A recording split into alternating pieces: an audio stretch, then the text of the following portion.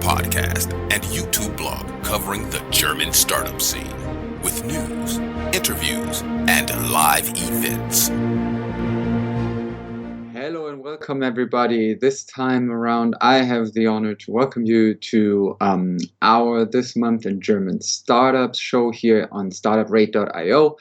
It's the one for January 2021. 1 month is already over. Who would have thunk? As always, it's a transatlantic news recording with me, Chris, in New York City. We will have, you can still have a look, obviously, at our 2020 year in review. And as always, I also have the pleasure to be here with Jörn in Frankfurt. Hey guys, how you doing? I'm relatively okay. And I'm still the German who actually answers the question, apparently. Today we are wrapping up January 2021 for you. There's great news, actually, in the German startup scene. We have 2 new unicorns. We have a much anticipated IPO from Auto One, which will be raising at least 1.5 billion euros. We have Delivery Hero, which goes VC, and there may be Amazon TV or radio in Germany with some live broadcasts going on. But first of all, housekeeping. We, as always, have reason to be happy and a bit time to brag. We have even more countries in which we are parts of the podcast charts. And we also found some resource for you guys in case you're into podcasting as well.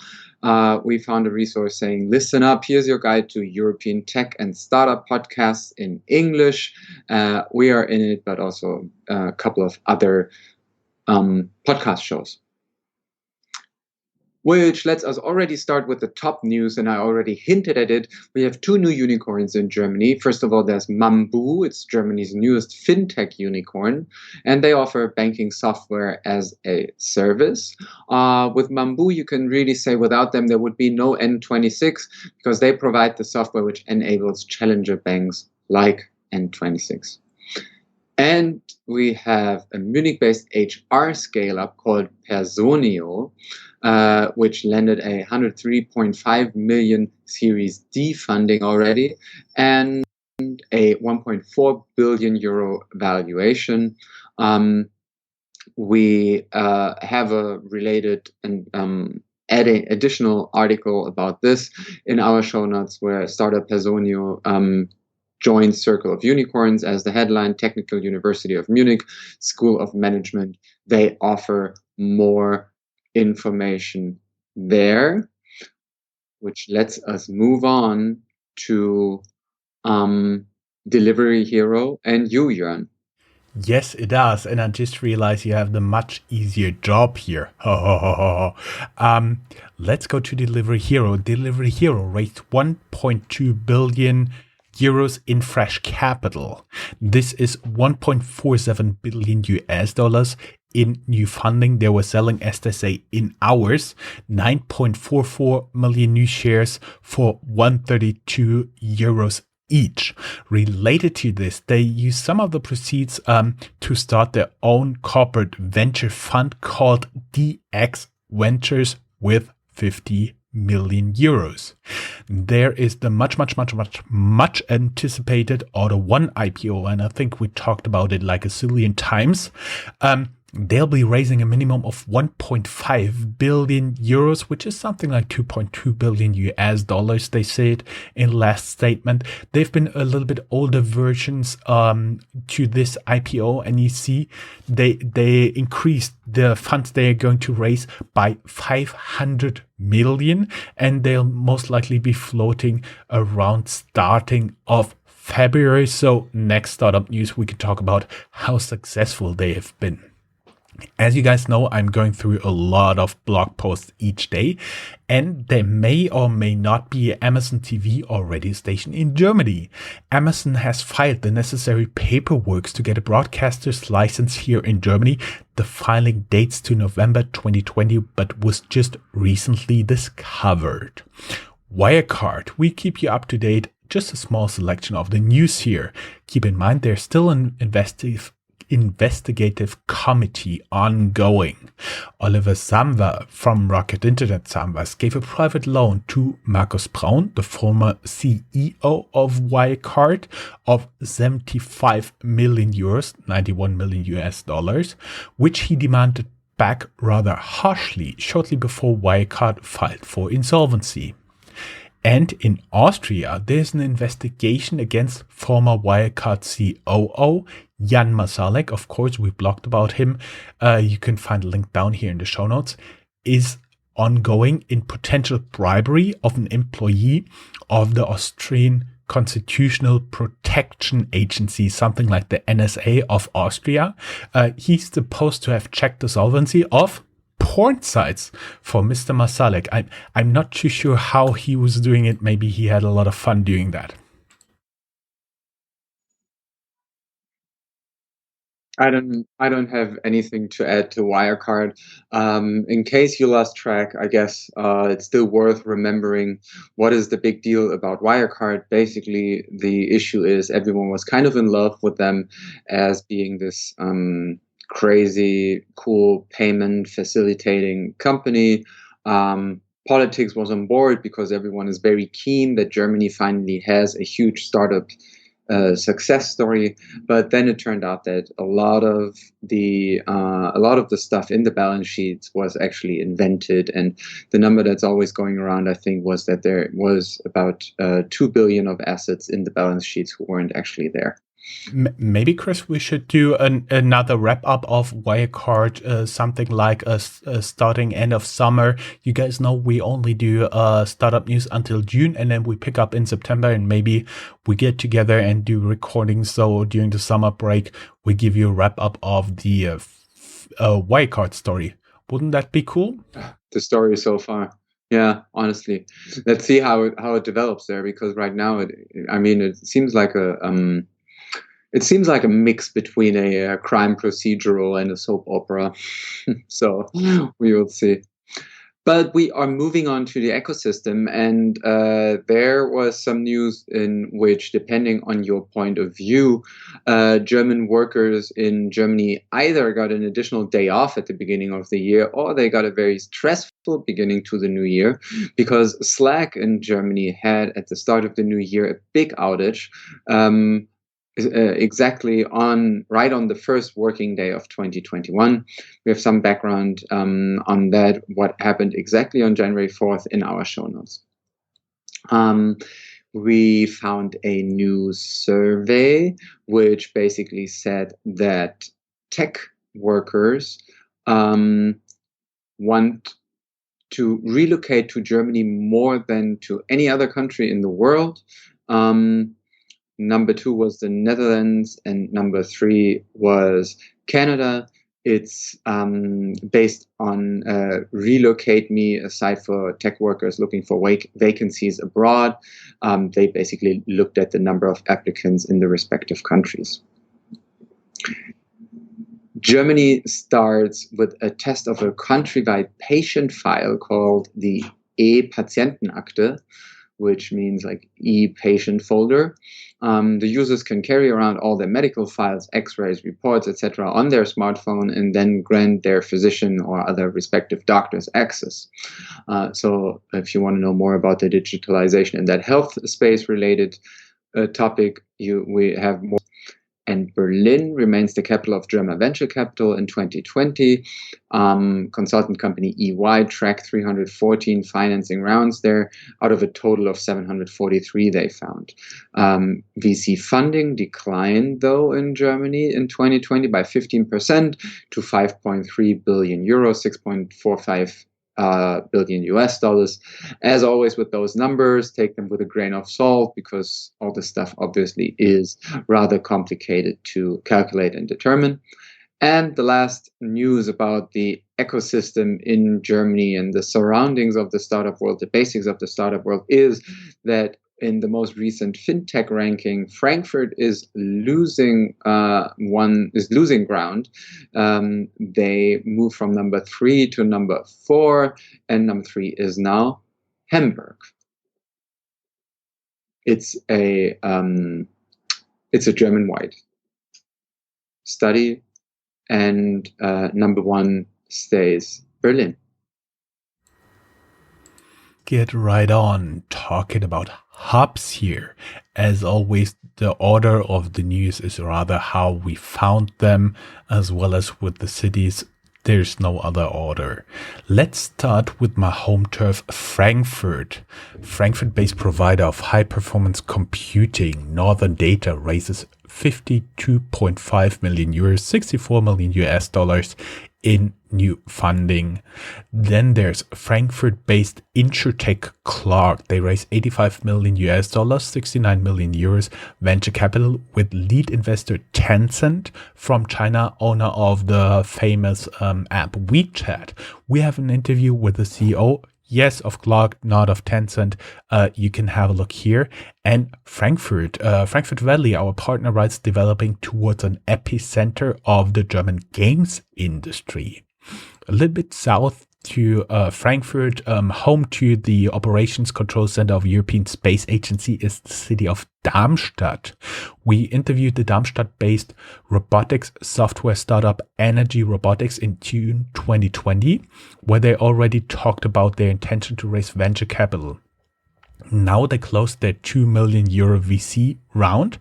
Early Bird and several business angels like Paul Achleitner, head of the supervisory board of Deutsche Bank, for example, Gerhard Reuss, Martin Klessner, and André Henkler invest 2 million euros altogether, not per person, in Energy Robotics. Of course, there's also a link to our interview here. Merck KGaA, so meaning the German Merck company, because there's also one in North America, snaps up German CDMO in a boost to mRNA portfolio, including for COVID-19. Going even more to the south, there's the beautiful city of Heidelberg, home to one of the oldest universities in the world, and there's the small town of Walldorf there. Maybe you've heard about it because it's the headquarter of SAP. SAP Unique Qualtrics, heads for IPO. Let's talk a little bit about Munich. New unicorn Personia is from Munich, as Chris talked before. Munich-based Conux raises 80 million US dollars venture capital from impact investors Sano Capital and Athos, the family office of Strüngmanns, Hexal, which is a pharma company, and existing investors like Alibaba. Conux builds intelligent sensors for Industry 4.0. Munich-based fintech Fidor Bank, a German fintech pioneer. I do believe they've been around before there was even the word fintech, is split up and sold to two bidders, Ripplewood Advisor from New York and Steria Moment from Paris. And Pepsi backs Munich-based sentenced air drinks startup Air Up. Whew. Chris, you got something else? Yeah, I already mentioned Hamburg, and in Hamburg there's the Tech Hub with capital HH, because that is usually the abbreviation for Hansestadt Hamburg. And they get a lot of money out of the German coronavirus package. 35 million euros to be exact are designated to be invested into an entrepreneurship center in Hamburg to keep founders in the city. It is part of the startup project Science City there. We got some more information at the city of Hamburg and at Hamburger Abendblatt in our show notes. From Hamburg all the way to the southwest, Freiburg, where inside partners and existing investors invest 100 million US dollars VC capital in Freiburg-based Jedox. The company offers enterprise performance management software for company planning and analysis. So quite a big deal there.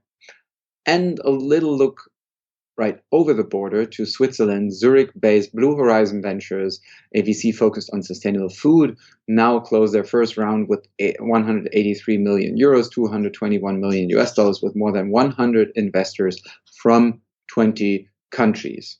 That's it for the cities. Moving on to some company notes in a couple of different industries. And at first, it's about Yes, it's about food, right? We are in the company section, and food is always a good topic to talk and disagree about. Disorder, German grocery wholesaler Metro, is partnering with Google to offer competing offer to Lieferando. The clue for restaurants, there is no fee. German food giant Dr. Oetker had their own beverage delivery service Durst Express, Thirst Express. Then they bought Flaschenpost, so message in a bottle, doing the same reportedly for 1 billion euros. Now they merged Durst Express into Flaschenpost. I know, complicated if you don't speak German. Fintech and finance is another interesting topic.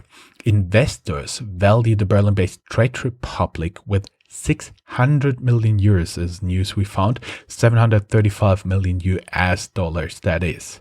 Talking a little bit about N26, N26i's IPO with hiring of a new CFO is one of the articles we found, plus they are granted a banking license in Brazil.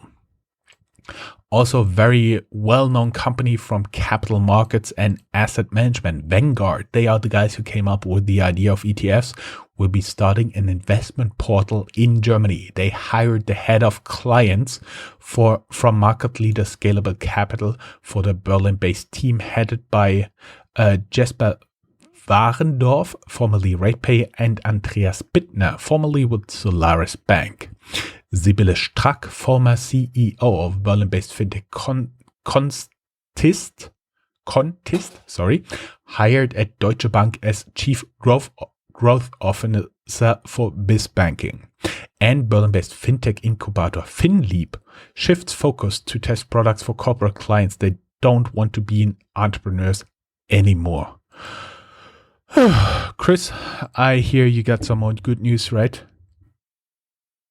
Yeah, food, fintech, we spoke about now. Let's talk about the industry making the other industries possible sometimes. We got some more news for VC funds and financial plans to start a fintech venture capital fund in Berlin. Then 20 German health insurers invest in the Berlin-based venture capital fund Heal Capital with 100 million euros to invest in health tech startups. And keep in mind the news of Delivery Hero Fund from before, or the Swiss one that we talked about. We got just some little spotlights about investments in Germany. The digital road freight forwarder Zender raised a $160 million series and plans European expansion, wrote TechCrunch. We have some news about Peter Thiel, whose Valar fund joins other investors in a 21 million euro venture capital round for credit card fintech Moss. They were registered in summer 2019 and are now valued at 100 million euro. And the Global Savings Group raises 12 million euro in their most recent financing round. For all of these stories, again, additional information in our show notes. All other news about German workers, new work, and work-related stories. Not even half of the German employees would recommend Tesla as an employer, reports German tech blog T3N. Applicants post in forums and websites about chaos and arrogance, which is kind of a big story because especially surrounding Berlin, in the suburbs of Berlin, where Tesla plans a huge new factory. Tesla is a big story because of billions of expected investment money there. We have a pretty original subset of investors in Germany making their rounds in the VC world, who are former soccer stars. And we found one article looking at the question, what are the actual startups that footballers or soccer players have their money invested in? It's a story on Sifted, and it looks at players like Mario Götze, who invested in Frankfurt-based Qualifies, Philipp Lahm, and Mats Hummels. Again, Elliott Stake complicates Rocket Internet's plan to delist. There's some stuff going on there. And Berlin grocery delivery service named Gorillas raised 44 million US dollars venture capital. It's just they're just taking care of the delivery. You still buy from supermarket there, which just lets me gallop to our staying ahead of the curve news, where, for example, we are talking about digital banking opportunities of the future. All the other stuff you can find in our show notes. Famous last words, Jörn? Yes, Elliott Capital, that is an activist hedge fund, and they want to press out more money of Rocket Internet's delisting. That was the story. And yes, as always, it was just a pleasure talking to you, Chris, my friend. Totally, totes my goats. Have a good one. You too. Bye-bye. That's all, folks. Find more news, streams, events, and interviews at www.startuprad.io. Remember, sharing is caring.